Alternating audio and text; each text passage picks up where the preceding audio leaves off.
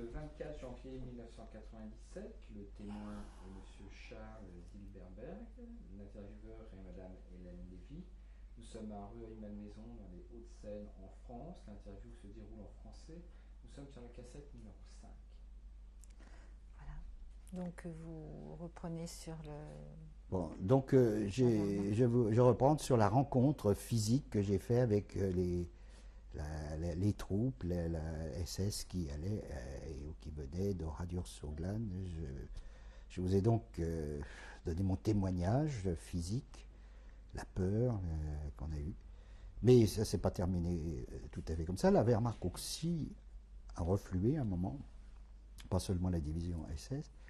Et nous avions encore là-bas une fois été obligés de quitter le village et aller dans les bois parce que il y a un village qui s'appelle, enfin une sous-préfecture qui s'appelle Chabanais, qui a été brûlée aussi par la Wehrmacht, mais là ils avaient pris la précaution d'évacuer les habitants. Mais on la voyait brûler des bois où on était, on la voyait brûler. Mais moyennant quoi, j'ai rencontré là-bas beaucoup d'amitié, d'enfants, de jeunes. Il n'y avait pas d'antisémitisme ni des choses, on était parfaitement intégrés. Et puis en plus, là, on vivait ensemble une histoire avec les enfants, il y avait une certaine solidarité. On jouait un peu la guerre des boutons avec les enfants du village et des villages voisins. Et bon, en fait, j'en ai un souvenir positif malgré toute la masse d'angoisse et de soucis qu'on avait. Le souci le plus important, c'est là-bas que j'ai eu faim, on a eu froid, là-bas beaucoup, et puis sur faim et froid à d'autres occasions. Hein, je reviens un peu en arrière, à la fondation Rothschild, on a eu vraiment faim et froid. Hein. On se chauffait en se soufflant dans le dos dans les cours de récréation. On essayait de piquer des bonbons vitaminés à la pharmacie pour pas avoir faim dans la journée. C'était un régime très très très dur. Enfin, ça, cette parenthèse terminée.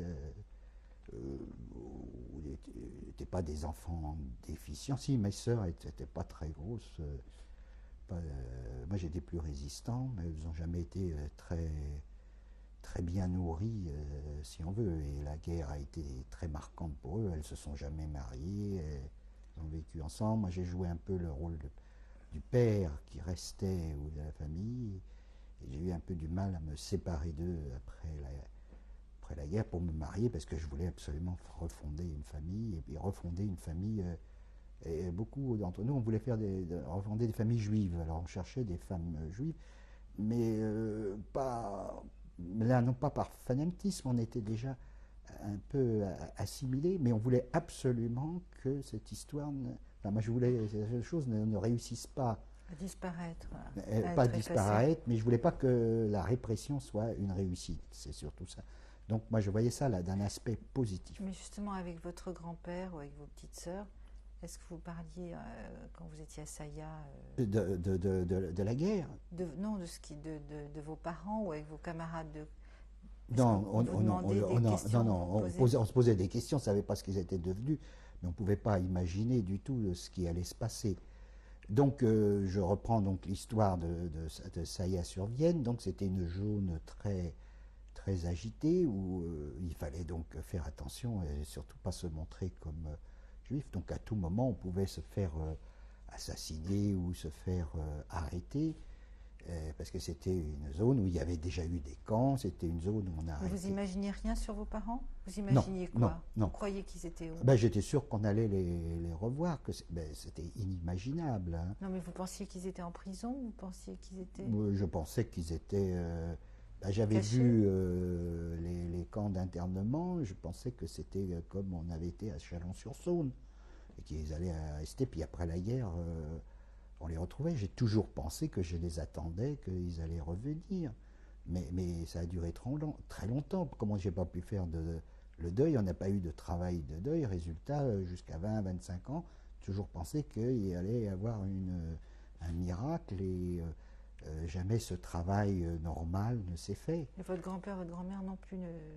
Mon grand-père, mon grand-mère, non, eux, ils comprenaient pas bien parce qu'ils disaient, eux avaient peut-être fait plus le travail de deuil parce qu'ils savaient ce que c'était, mais ils comprenaient pas qu'on réagissait comme ça d'une façon apparemment négative. Et il y avait un malentendu là-dessus. Donc, parce que maintenant, je vois bien, 50 ans après ou plus, que c'était un réel traumatisme et qu'on ne pouvait pas en parler. C'était pas bon.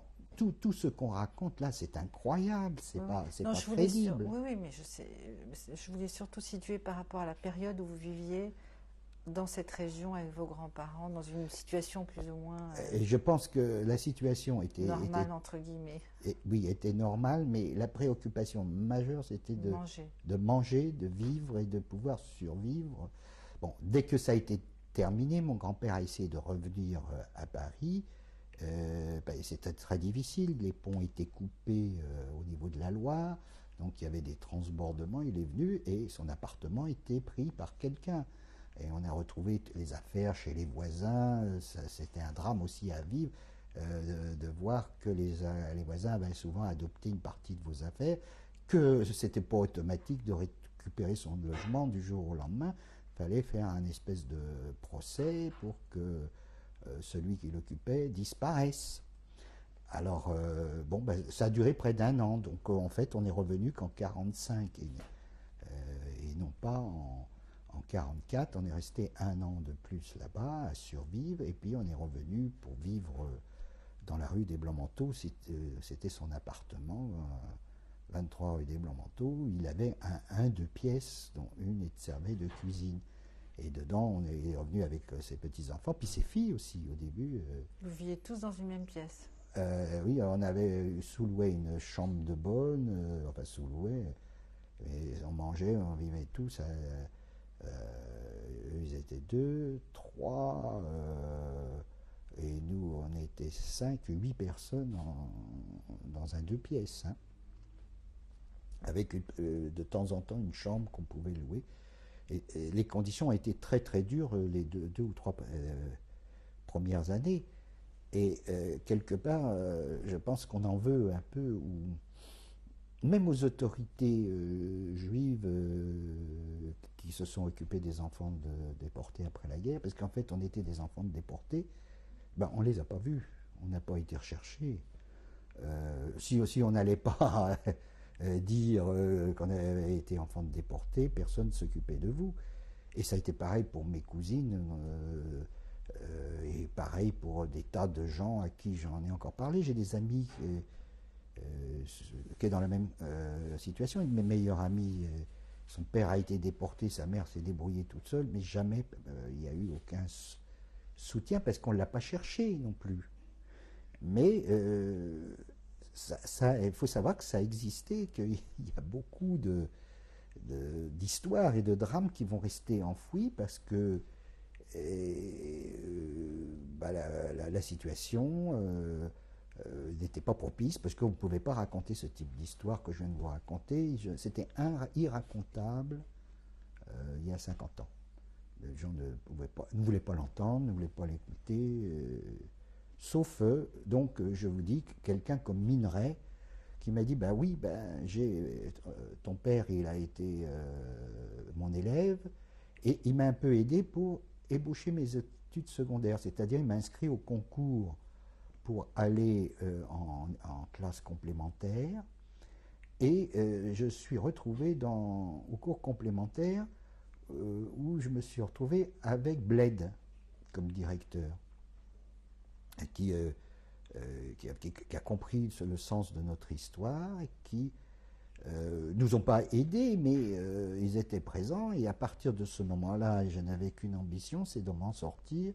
Il fallait que je gagne pour marquer que la survie était possible, utile, et qu'on pouvait faire quelque chose. Alors qu'est-ce que j'ai fait? J'ai fait médecine, mais au priori, je n'avais pas envie de faire particulièrement médecine, sauf que je sais que ma mère a dit... je me suis venu à dire, il sera docteur. Bon, mais comme toutes les mères. Mais au début, même, je voulais être instituteur, faire du journalisme. Puis j'ai rencontré des gens au lycée, parce qu'après le cours complémentaire de la rue Geoffroy, Non, j'allais au cours complémentaire ou à côté du mémorial juif. Geoffroy-Lanier, c'est ça. Donc, je me suis retrouvé jusqu'en troisième et après, ils m'ont envoyé sans concours à Turgot. Et en finale, j'arrivais toujours à être le premier de la classe, d'avoir les prix d'excellence, mais c'était une nécessité, parce qu'aussi j'avais la bourse de l'État, puisqu'ils m'ont déclaré pupille de la nation, comme 2 parents morts pour la France. On a fini par me mettre l'index pupille de la nation, et à ce moment-là, je ne pouvais pas redoubler, hein, parce qu'il y avait une bourse très limite. Mon grand-père était ouvrier boulanger, travaillait la nuit. Donc vous continuez toujours à habiter avec votre grand-père? Oui, et les études étaient épouvantablement difficiles, parce que ma grand-mère, elle ne comprenait pas qu'on puisse travailler après minuit. Elle éteignait la lumière. J'ai travaillé avec une lampe de poche, mes cours de maths et des trucs jusqu'au brevet. Puis il fallait que je sois le premier. Oui, et pour revenir ceux qui, par rapport à M. Milleret. Alors, M. Milleret, quand je suis revenu donc à l'école où avait été mon père, dans l'école je me suis retrouvé là, j'ai rencontré Milleret qui m'a dit... Qui était l'instituteur de votre père. Qui était l'instituteur de mon père. Il m'a dit, mais écoutez, je ne sais pas quoi faire parce que tu es hors concours. Il dit, parce que pratiquement, pendant les 5 ans, il n'y a pas de scolarité, mais je savais lire, je savais écrire, je savais composer. Donc, on m'a préparé pendant 2-3 mois. J'ai pas passé un concours d'entrée en 6e. J'ai été reçu 7e, je me rappelle. C'était un très bon classement. Ils étaient le premier étonné. Mais ça relève à mon sens un peu des instincts de survie, ça. Hein. Parce que je disais une fois que ma fille, par exemple, et mes enfants ont vécu par intérim. J'ai jamais raconté mon histoire. Je ne sais pas si elle a une valeur ou quelle que soit, mais je ne voulais pas les encombrer dans mon histoire et je pensais que c'était irracontable. Je leur ai jamais raconté mon histoire, mais eux le savaient et ils ont vécu comme aussi des enfants de survivants. Et alors lui, mon fils fait une thèse d'histoire sur la période de la guerre. Vous pourrez nous raconter peut-être quand vous nous les présenterez? Oui. Ah. Et puis, et ma fille a absolument voulu épouser un juif et avoir un enfant, une petite fille, et on lui trouve une fertilité extraordinaire pour son âge, elle a 38 ans, et c'est vrai parce qu'elle s'est retrouvée pratiquement deux fois enceinte. La première fois, et c'est intéressant à dire, avec l'œuf, il y a eu un avortement spontané, et puis le deuxième coup, c'était venu quasiment presque hors les règles. Et puis on a une petite fille, on est très content, et son papa l'a reconnue, mais il ne veut pas vivre avec sa mère, c'est un autre problème. Mais je voulais dire cela parce que ça me paraît important.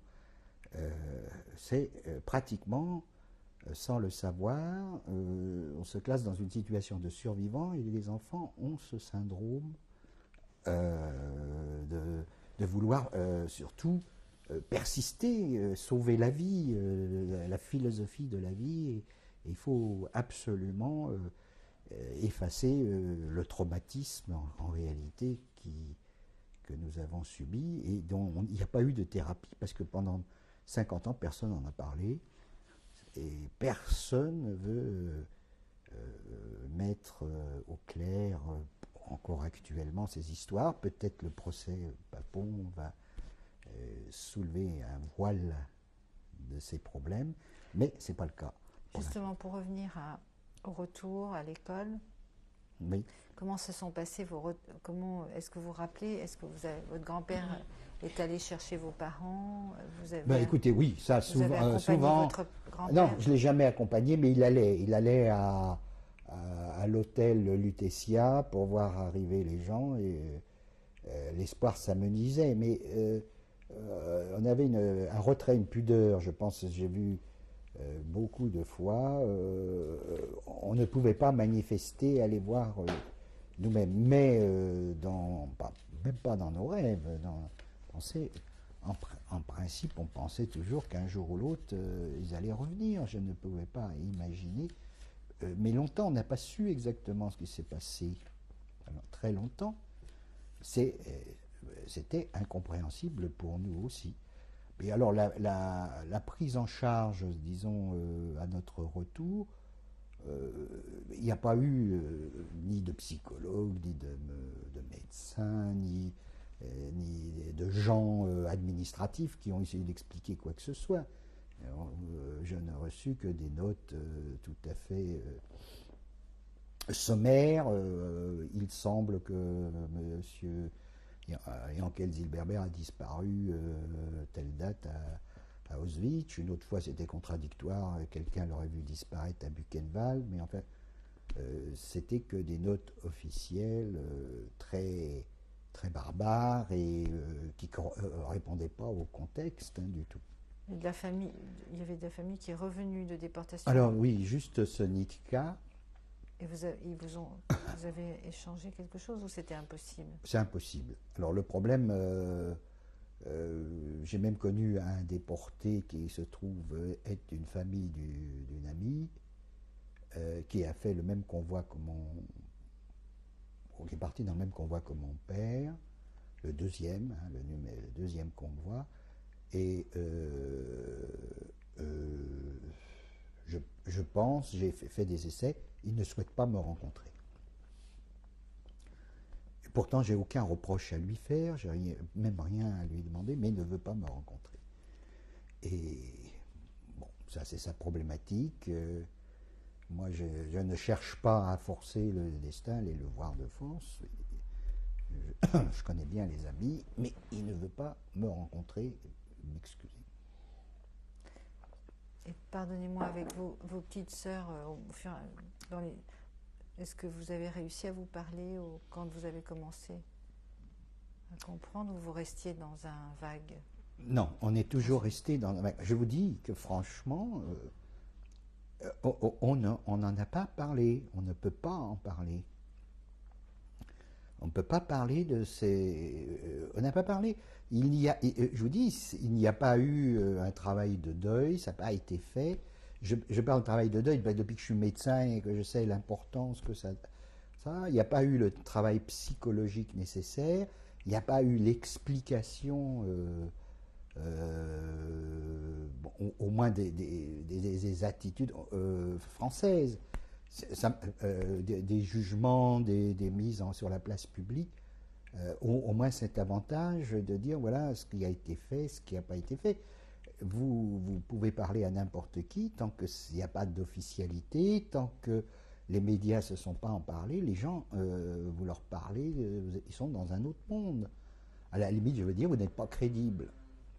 On croit que vous êtes dans le domaine de l'anecdotique, du particulier, du singulier, et on a bien l'impression qu'on ne peut pas comprendre que c'est quelque chose de général, que c'est une action de type politique, au sens, pas noble du terme, mais c'était des décisions d'ordre étatique qui ont été prises et qui nous ont fait, qu'on a subi. Et c'est ça qui nous gêne le plus, parce que de savoir que tout à coup la police, la justice, l'école ne fonctionne plus pour nous, ou fonctionne à l'envers, c'est quelque chose qui est impensable et que les autres ne voient pas, parce qu'il n'y a qu'une partie de la population qui est atteinte, et il faut un travail vraiment de médiatisation, pour que, à mon avis, on puisse en prendre conscience. Mais au point de vue revendication, qu'est-ce que vous voulez qu'on a? J'ai rien à revendiquer, mais c'est un témoignage qu'il y a eu des situations très dures, induites en France, avec des gens qui nous ont aidés, qui sont des véritables héros, si on peut dire. Cette tante qui en fait a sauvé du monde, le petit Riri, elle a sauvé des gens, et elle a été prise. Et donc parmi les Juifs, il y avait des véritables héros, et son amie, Madame Desrumeaux, qui prenait quand même des risques à nous faire sortir des enfants juifs de chez Rothschild, et sa sœur, et l'autre dame, etc. Enfin, finalement, il y avait des tas d'actions qui concouraient quand même, qui étaient positives, à côté d'attitudes complètement scandaleuses, ignobles, et qui étaient très souvent du côté officiel, et non pas du côté des gens de tous les jours. Il y en a qui dénonçaient, on a rencontré des tas de... Alors, au retour, j'ai rencontré des gens hyper violents, antisémites aussi, mais c'était souvent que verbal. Alors, est-ce qu'ils allaient dénoncer? Je ne suis même pas sûr. Vous savez, il y a différents degrés. Hein. C'est pas ça le problème. Le problème, c'est que même à l'heure actuelle, c'est le fait de dire que ce trouble, ce désordre étatique organisé par un État, accepté par un État, n'est pas pris en compte. Moi, j'aimerais bien que, pas pour avoir des pensions, mais pour avoir une authentification du dommage qui a été causé à ce type de... C'est fait maintenant pour les enfants. Bon. Ah bah écoutez, non, je dis pas que c'est... pour l'instant, on n'en a pas beaucoup de retombées en pratique, mais c'est la seule revendication qu'on peut faire. C'est de reconnaître... Ça, c'est fait, parce qu'il y a des organisations dites des enfants cachés. Si vous voulez me faire dire ça, oui, c'est fait, mais c'est fait à notre niveau. Il n'y a encore pas une reconnaissance vraiment large et correcte. Si, Chirac a dit qu'il reconnaissait la participation de l'État français, mais ça c'est important parce que mes sœurs arrivent à l'âge de la retraite, elles vont finir leur vie et puis il n'y aura eu aucune reconnaissance. Je crois qu'il y a une loi maintenant que les oui, enfants... mais c'est très, très restrictif parce que justement il faut 3 mois. Donc, on ne tient pas compte, par exemple, de notre histoire. Ça ne colle pas. Il faut des trucs officiels. Alors, allez trouver Madame Desrumeaux, maintenant, Madame Van Overvelt. On peut les retrouver, mais ça demande des années de travail. Elles auront 80 ans ou 90 ans, ou elles seront peut-être mortes quand elles seront retrouvées, parce que les conditions sont très limitées, très drastiques. Je connais bien la loi. Moi, je ne demande pas qu'elle s'applique à moi, parce que moi, j'aurai une retraite, mais j'aurais bien aimé qu'elle s'acquitte à mes sœurs qui ont pâti toute la vie de cette affaire, et qui, en finale, bon, il n'y a aucune retombée,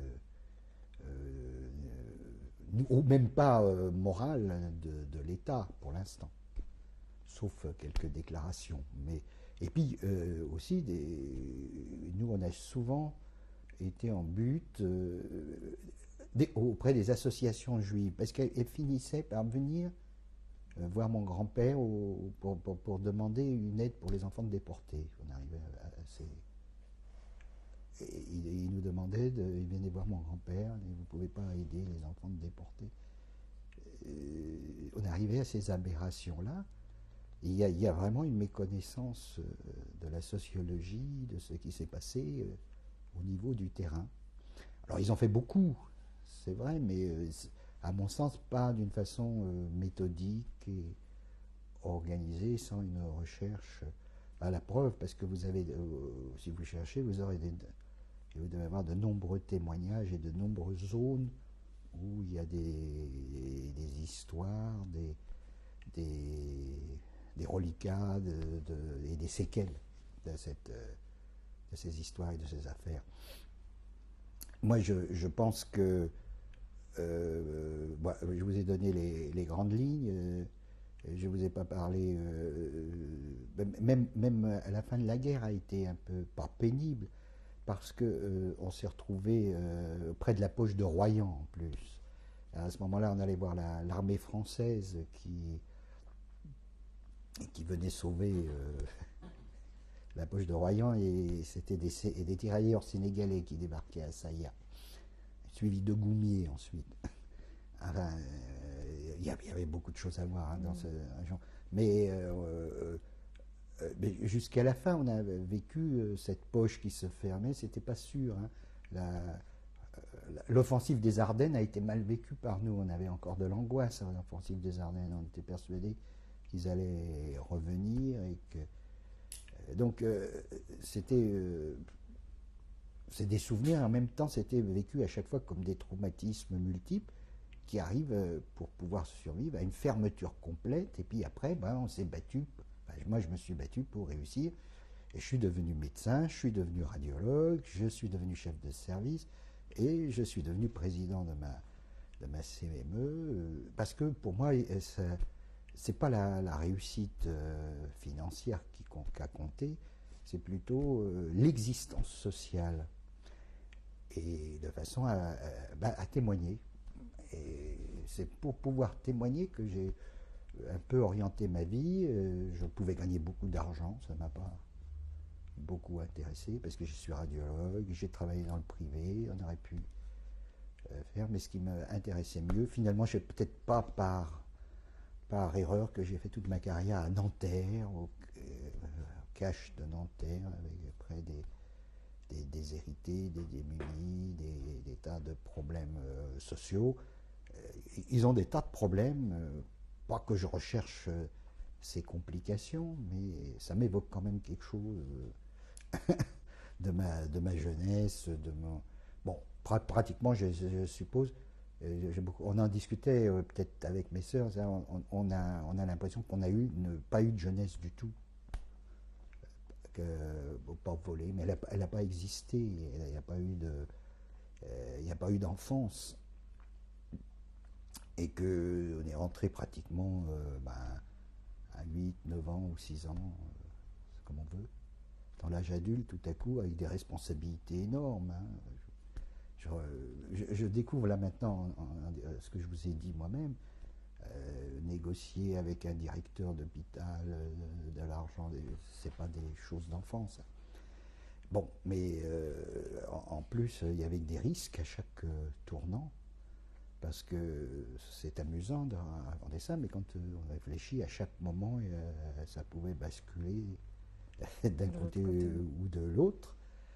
Et puis, souvent, ça fait peut-être une force, parce que comme il y avait souvent pas de secours à attendre de quiconque, sauf les gens qui ont pris des responsabilités, et toujours, ces gens, ce sont des humains, leurs responsabilités, ils les prenaient, mais c'était un peu ambigu, ils voulaient mes sœurs à un moment résistaient le catéchisme, enfin, il y avait des problèmes de ce type qui jouaient.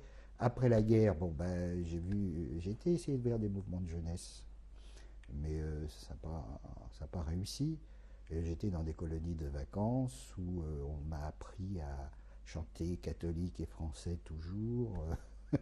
Parce que je me suis retrouvé dans des colonies de vacances de type catholique, et on m'a fait presque enfant de cœur à un moment, mais en fait après, maintenant ce qui est ressorti, c'est l'idée absolue d'essayer de faire quelque chose de ma vie et d'essayer de réussir ma vie professionnelle et familiale, ça compte beaucoup pour moi, cette double affaire, et je suis très content aussi de ma famille et de cette réussite en fait.